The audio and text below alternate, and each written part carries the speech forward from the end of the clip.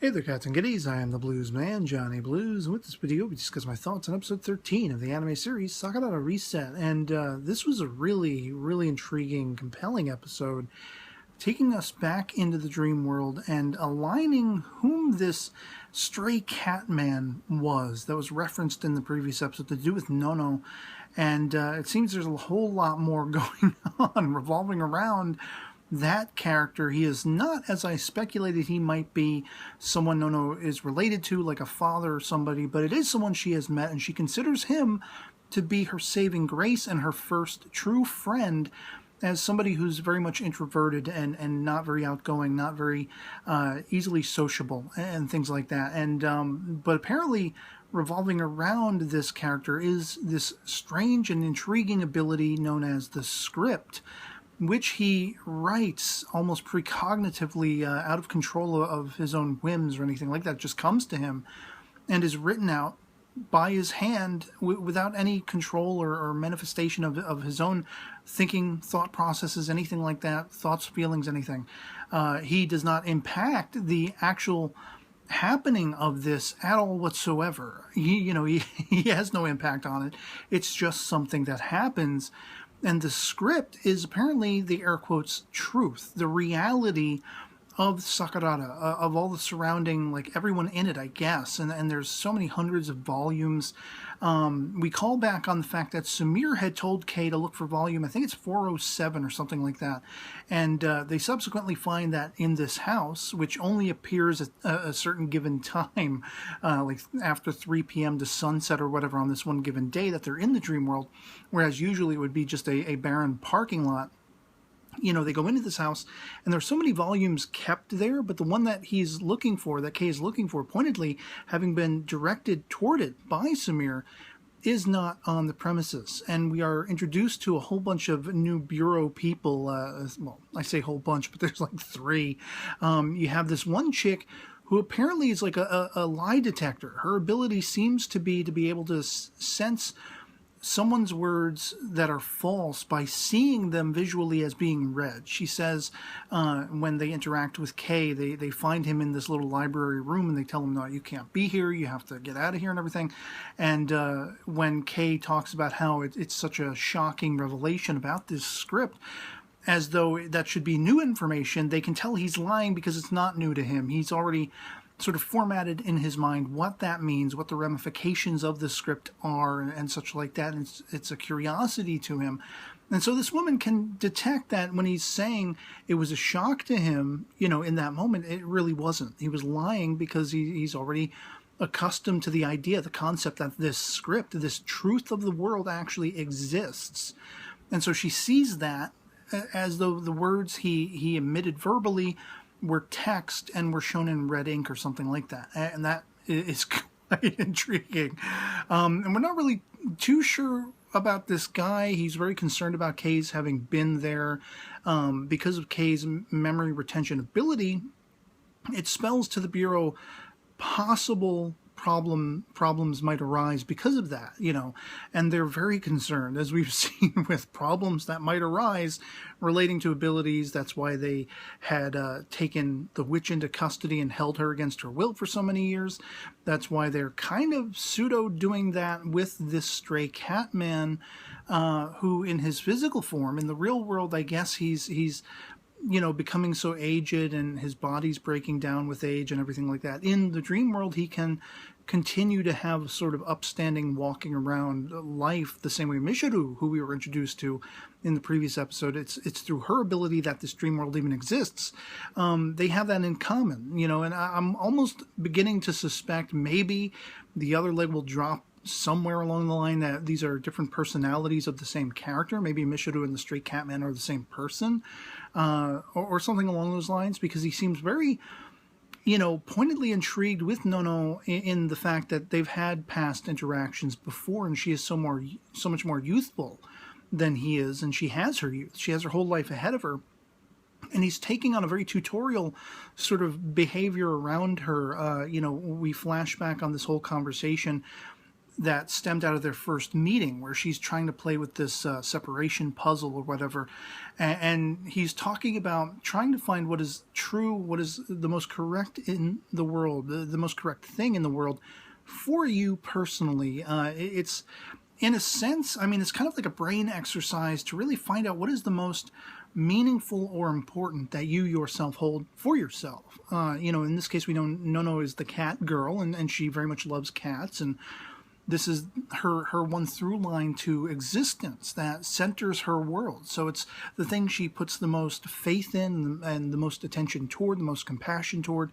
She takes care of these cats. And so, of course, they would naturally be the end game, the end result of her going through this brain exercise of putting everything you can think of into box A, and then, sort of looking at everything, scrutinizing everything down to every even barest minimum incorrectness, something that makes them imperfect, and moving them, then allotting them to box number 2, box B, and then going through that process again and really whittling it down to the last nth degree thing out of everything you've put into either box that is still the most standout to you, that still makes you feel centered, makes you feel, for all intents and purposes, correct.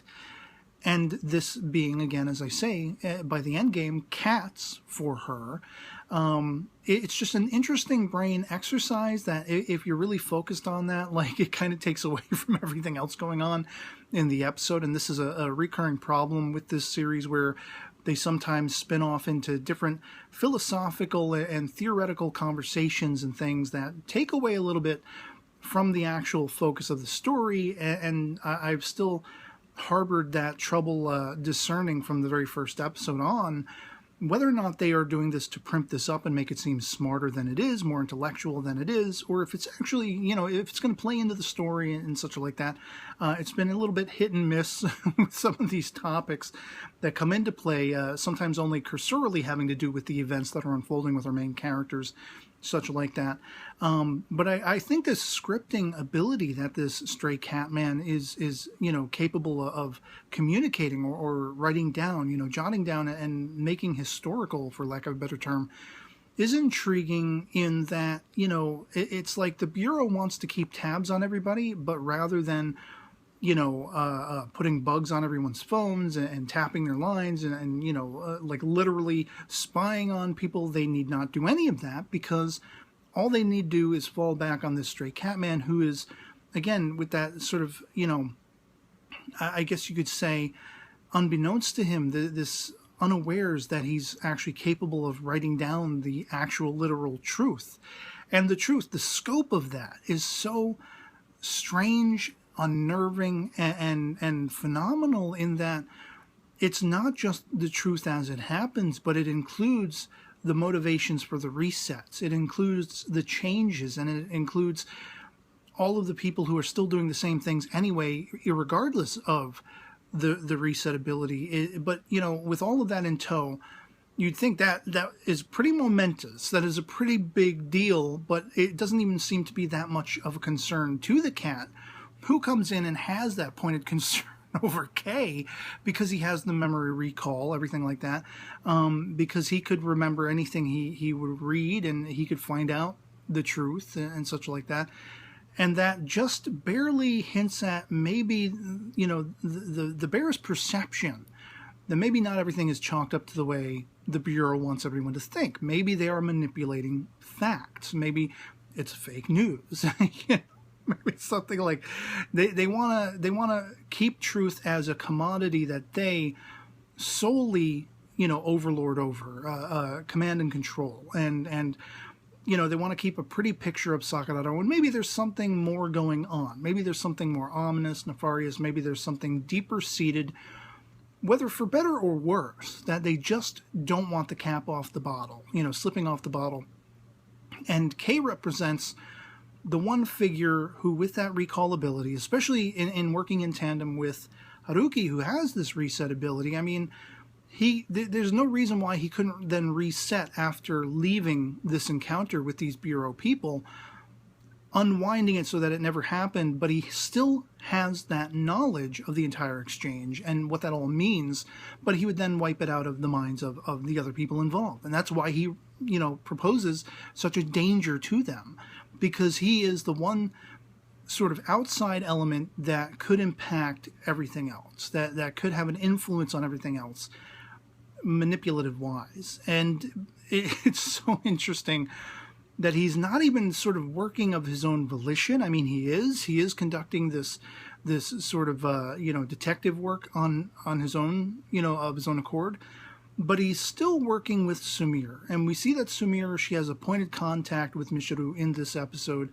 bringing up the stray cat man. Apparently this is a very touchy subject for Michiru, which, again, if they are different sides of a soul personality, that could be why they can't come together, why one dislikes the other. And they inside the dream world, which is representative of her mindscape, that would be why they would have to stay as far apart as possible. But we have Chiru, the bluebird, saying, don't mention the stray cat man to her ever again, kind of thing. And Samire's like, well, all right, whatever, But she is the one pointedly directing Kay's actions. And it's funny that we call back on, they finally sort of literally stated the fact that she is very much downtrodden over Kay's rejection of her. They have that conversation at the beginning of the episode where basically, if you can find everything he's said to her down into a nutshell, I just feel uneasy around you because there's so many uncertainties. I mean, I'm happy that you're here. I'm happy I saved your life. To see your smile again wipes away all my concerns. But I still remember your death. I still remember everything that happened after that. I still remember your manipulations and your suggestive, directional, comments and things that exploited my ability and the abilities of people surrounding me. And it just doesn't feel right. I can't just look at your smile and the whole world is suddenly gone asunder of all these memories, all these things that I hold and harbor internally. All that stuff. So he could never, in other words, he could never truly freely be with her because he's still got all of that baggage in tow. And it's really hard for him, and it's really hard for a lot of these characters to just come forthright, come out with it, and explain it in that easy a fashion. There's this deliberate quality in the way they talk about things. They talk about things from an almost philosophical, theorizing standpoint, even when it's the literal happenings right in front of their own faces. So sometimes it's like mincing words. It makes it harder to follow a little bit, But basically that's what we're brought back to. It's the fact that Kay is rejecting her in a manner of speaking, and she's not happy about that. That touches very much upon what I had already talked about in previous episode discussion videos, that she's feeling that way. She's feeling not spurned by him, but just rejected by him, turned down, when she has an interest in him. And we don't really have a clear-cut answer what that amounts to, what that interest in him amounts to. Is it singularly, solely his ability, his memory retention ability, being able to exploit that, or is she actually romantically fixated on him? It remains to be seen, but one way or the other, it's not going to work for her. And it's really hard to tell with that, especially with that future precognition that she has, that ability that she has.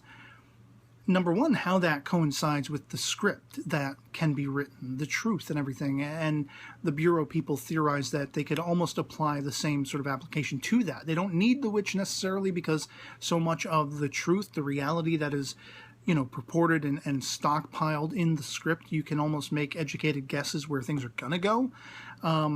But, there is not only that similarity between Sumire and the stray cat man, there's also the aspect that with this ability, she already knows she's going to get turned down. She already knows the way most things are going to work.